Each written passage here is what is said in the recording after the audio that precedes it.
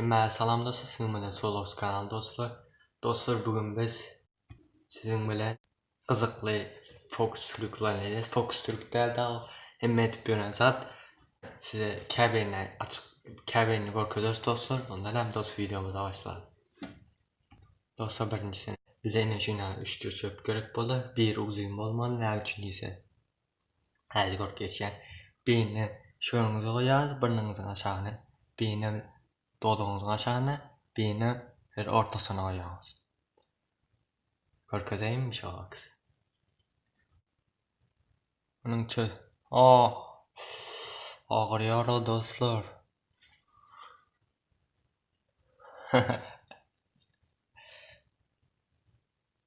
Elimizi divara değize şöyle dip divar. Şöyle dip pıt pıt vuruyor. Değil mi? Şon geçiyor şöyle. Dostlar, elimi şöyle elim deyip durardı. Böyle yakınlaştı. Bu şimdi elimi görün, elimi şöyle diye. Hem yap böyle. Yine bir gelecek. Elim deyip dur. Şu an. Tıp tıp diye. Yine. Yok. Olmasa giymek korkacak. Gel. Sonra hazırak yatalıyım burası. Ne dostlar, şu hazır bir video bir şekilde koyup beren. Şu kızıl toçka serisi durmanızı xahiş ediyen. 500 dozun gözünüz çarşıya geçer dostlar. Abrakadabra. Küçücük bir fokus yemeli getireriz. Şu önünüzde duran kızıl noktada gözünüzü ayırmayı 20 sekund seri tutturun.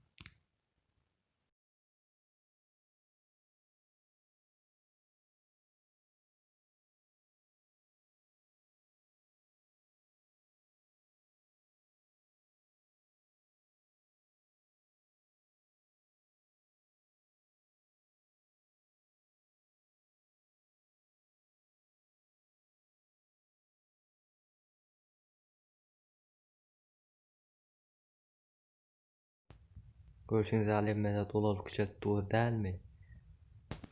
Gözünüzün çalışması 5 video sonra geçip gider dostlar. Aydanım edenimiz için çok sağ olun. Məzdən ulu xahişim, ben öz Safar Cemaatiyen kanala ağza ol koyun dostlar, like koymayı unutmayın.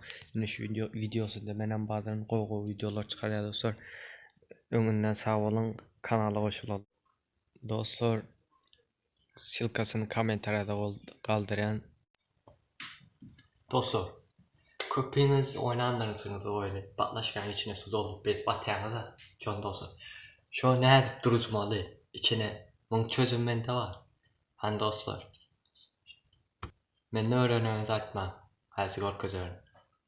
Şuna hazır tuz salınmalı. Hazır şunu edik görüyoruz.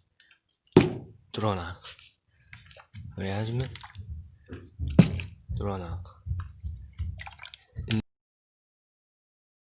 Yediyiz.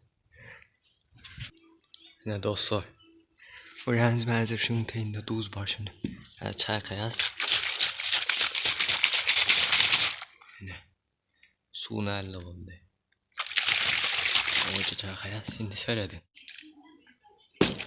Yine. 1